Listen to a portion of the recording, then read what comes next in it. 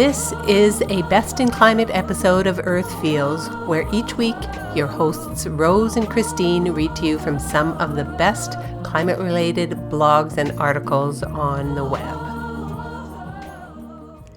Today's Best in Climate episode is a letter signed by the Dalai Lama and 100 other Nobel Laureates urging world leaders to stop the expansion of oil, coal, and gas in keeping with the climate emergency. It is posted on fossilfueltreaty.org, which is a website about the need for a fossil fuel non-proliferation treaty, just like there is a nuclear weapons non-proliferation treaty signed in the 60s. And this letter was also published on media around the world. I'm Christine, your host for this episode. Let's get started. First, by reading you a little bit about what the Fossil Fuel Non-Proliferation Treaty is about, and then we'll get right into the letter itself. Just as 50 years ago, the world needed a treaty to defuse the threats posed by weapons of mass destruction, the world today needs a fossil fuel non-proliferation treaty. Climate change, like nuclear weapons, is a major global threat. Bold and immediate action is needed to address the climate emergency. The main cause of the climate emergency is fossil fuels. Coal, oil, and gas are responsible for almost 80% of all carbon dioxide emissions since the Industrial Revolution. Phasing out fossil fuel production and fast-tracking progress towards safer and more cost-effective solutions will require unprecedented international cooperation in three main areas. Find out more and endorse the concept of a fossil fuel non-proliferation treaty today at www.fossilfueltreaty.org.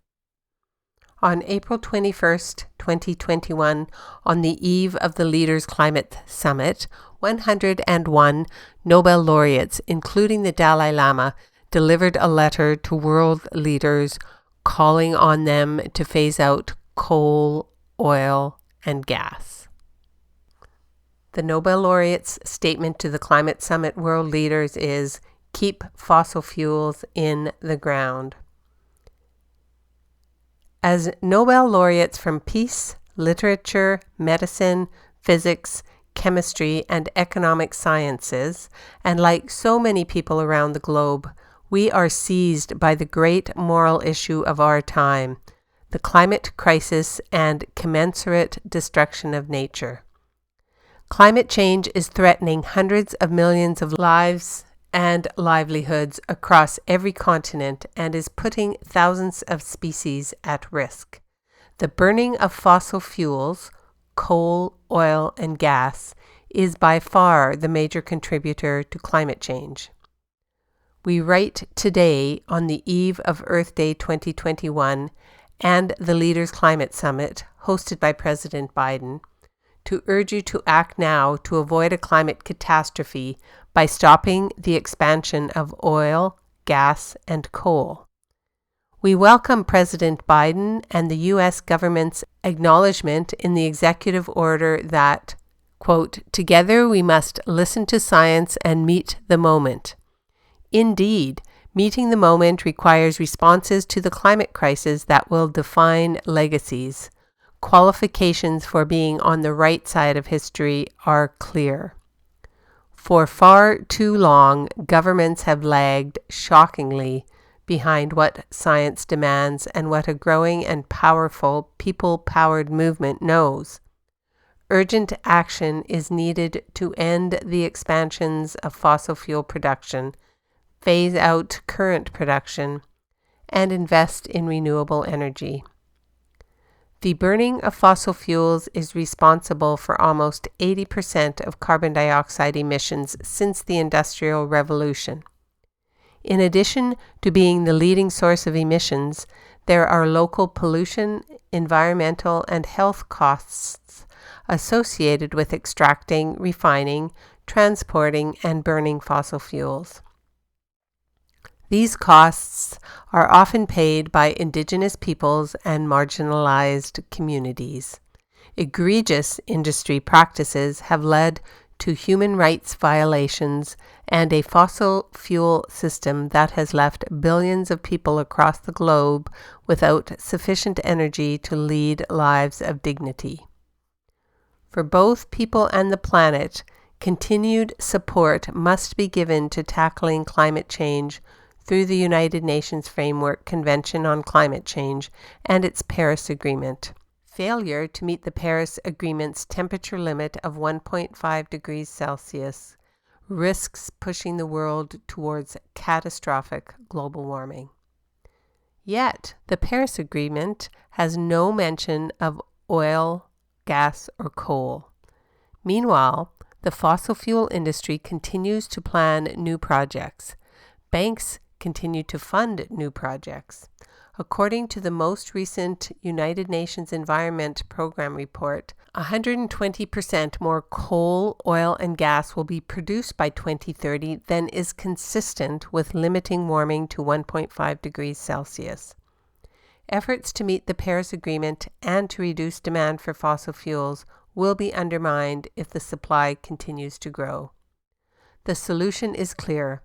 Fossil fuels must be kept in the ground. Leaders, not industry, hold the power and have the moral responsibility to take bold actions to address this crisis.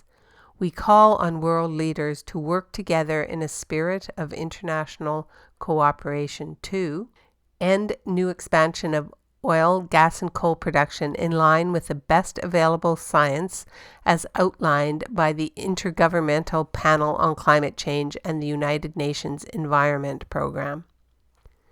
Phase out existing production of oil, gas, and coal in a manner that is fair and equitable, taking into account the responsibilities of countries for climate change and their respective dependency on fossil fuels and capacity to transition.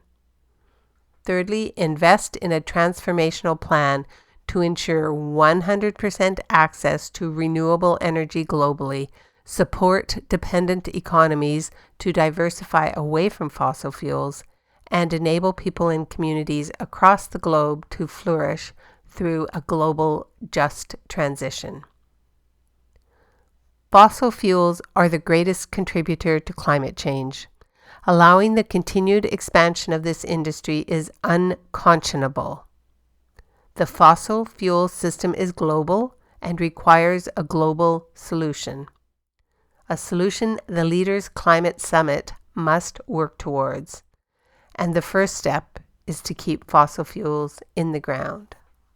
Signed by, as I mentioned before, the Dalai Lama and 100 Nobel Laureates in various fields, including medicine, chemistry, and physics.